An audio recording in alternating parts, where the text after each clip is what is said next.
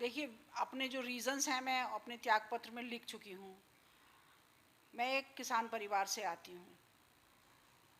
आज किसान आंदोलनरत हैं, 132 दिन उनको हो चुके हैं, 300 से ऊपर किसान शहीद हो चुके हैं। लेकिन सरकार बेहद उसकी संवेदनहीनता देखकर मैं बहुत व्यथित हूँ।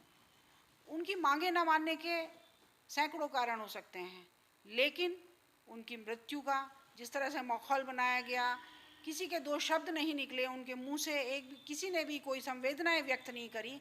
ये वाकई शर्मसार करने वाली बात थी पूरे समाज के लिए। जो हमारा अन्नदाता है वो इस प्रकार से सड़कों पर निकले, उनकी पगड़ी उछाली जा रही है दिल्ली की सड़कों पर आज हमारे किसानों की, किसान भाइयों की। ऐसे क्षेत्र में रहती हूँ जहाँ मैं दिन रात किसान मरीज होते हैं मेरे, उनकी पत्नी, उनके भाई।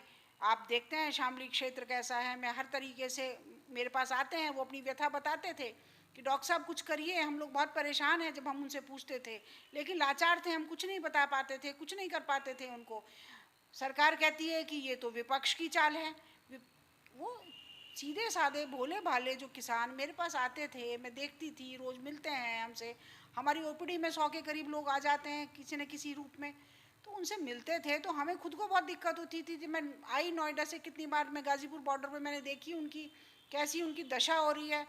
आप स्वयं देख सकते हैं, पूरी की पूरी सर्दी, इतनी सर्दी में इतनी तेज़ की बरसात हुई, तूफान आया, ले वो डटे रहे अपने। क्या ऐसे कोई आम आदमी सड़कों पर उतर सकता है? कोई ना कोई उनके कारण है, उनकी उनकी पीड़ा है। उसकी पीड़ा को आज समझना होगा, सभी सरकार को समझना होगा। किसी न किसी को इस कंफर्ट जोन से बाहर आना होगा। हम बाहर निकल के आई हूँ ताकि मैं अपनी आवाज़ उठा सकूँ। उस कंफर्ट जोन में मैं रह रही थी। मैंने कहा नहीं, ऐसे नहीं, मुझे अपने अंतरात्मा की आवाज़ सुननी चाहिए। बड़ा दुविधापूर्ण फैसला था, उतना ही दुविधापूर्ण था जैसे मैदान में होता है। अर्जुन को हुआ कुरुक्षेत्र के मैदान में कि क्या करूं, मेरे सामने सभी मेरे स्वजन हैं, सब लोग हैं। मेरे साथ भी बहुत लोग थे जो बहुत अच्छे भी हैं, जिनके साथ मेरा बड़ी सहयोगात्मक, उन्होंने मेरे साथ इतने दिन गुजारे।